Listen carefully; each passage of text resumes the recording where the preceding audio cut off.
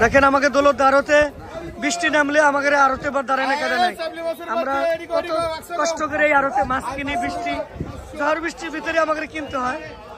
আজকে দেখেন এই বৃষ্টি হচ্ছে, আমরা যার মতন জায়গায় জায়গায় পলাচ্ছি। এখন খালি বাড়াবে ব্যাপারীরা। দেখেন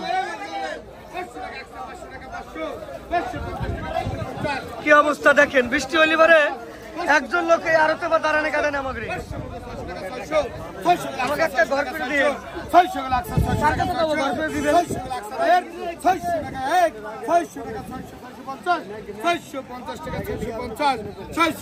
টাকা আর 600 টাকা